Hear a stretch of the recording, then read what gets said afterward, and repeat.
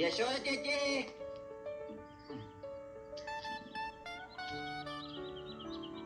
ഒരു ചായ. യശോദ ചേച്ചി. അമ്മ ഇവിടെ ഇല്ല. എവിടെ പോയതാ? കൊലയ്ക്ക് പോയതാ. കൊല നടത്താനോ? കൊല നടത്താനല്ല, ടൗണിൽ വാഴക്കുല വാങ്ങാൻ പോയതാ. ഓ അതാണോ? ഞാൻ കരുതി ഭാരതി, ജയഭാരതി.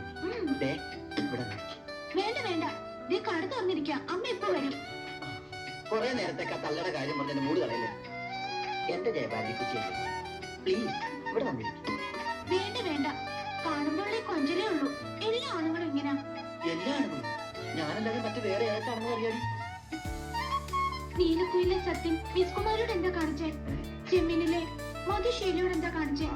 പഞ്ചതന്ത്രത്തില്, ചന്ദന ചൊലയില് ഈ ആണുങ്ങളൊക്കെ എങ്ങനെയാ? ഏത് പെണ്ണ് സഹിക്കുമത്?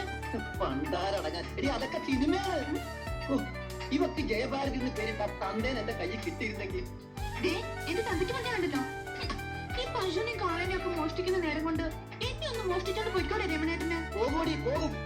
തച്ചോളി ഒതലിലെ സത്യനെ പോലെ, പാലാട്ട് കുഞ്ഞിക്കണ്ണിലെ പ്രേം നസീറിനെ പോലെ, ആവേശത്തിലെ ജയനെ പോലെ, ഒരു നിലാവുള്ള അർദ്ധരാത്രിയിൽ ഒരു വെള്ള കുതിരപ്പെട്ട് ഞാൻ ചീറിപ്പാഞ്ഞിവിടെത്തും. എന്നിട്ട് എലിപ്പാട്ടാണോ ചിക്കന്തിയിൽ സമാസമം ചേർത്ത മിത്രതം ഉറങ്ങിക്കിടക്കുന്നതിന്റെ തള്ളയുണ്ടല്ലോ പൂതന, അവരുടെ വായിൽ ഒഴിച്ചു കൊടുത്തിട്ട് ഞാൻ വരിയാക്കി കിടത്തും. എന്നിട്ട് നിന്നെ കെട്ട കട്ടകാസത്തോടുകൂടി ഈ രമണനൊരു പോക്കുണ്ട്.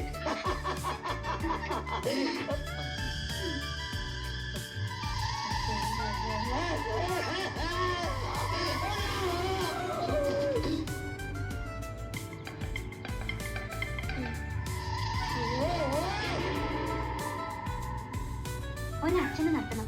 പറഞ്ഞോളൂ. എനിക്കൊരു അർച്ചന നടത്തണം. പേരും നാളും പറഞ്ഞോളൂ. ശിവശങ്കര മേനോൻ, മകേരം. ശിവശങ്കര മേനോൻ, മകേരം. മരണപ്പെട്ട ആളുടെ പേരിൽ അർച്ചന നടത്താറില്ല. വേണേ ഒരു തിലകോമം ആവാം.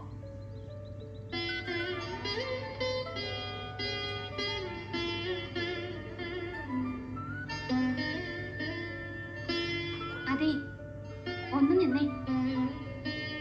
എന്താ കുട്ടിയുടെ ഭാവം? ഞാൻ അറിയാൻ പാടില്ല എന്നിട്ട് ചോദിക്കുക. എന്റെ അച്ഛന് ശിവശങ്കര മേനോൻ. പിന്നെ കുട്ടി എന്താ ഇങ്ങനെ? ആ മകൾ താനാണെന്നതിന് എന്തെങ്കിലും ഉറപ്പുണ്ടോ? ഉണ്ട്, പക്ഷേ അത് കുട്ടിയെ ബോധ്യപ്പെടുത്തേണ്ട കാര്യം എനിക്കില്ല. എന്നെ മാത്രം ബോധ്യപ്പെടുത്തിയിട്ട് തനിക്ക് വിളക്കെടുക്കാനോ ഉത്സവം നടത്താനോ ആവില്ലല്ലോ. പിന്നെ നാട്ടുകാരുടെ മുമ്പിൽ എന്റെ അച്ഛന്റെ പേരും പറഞ്ഞുള്ള നിന്റെ ഈ കരച്ചിലും വിളിച്ചിലൊന്നും ഇനി വേണ്ട. അനാവശ്യം പറയരുത്. അമ്പലത്തിനകത്തല്ലേ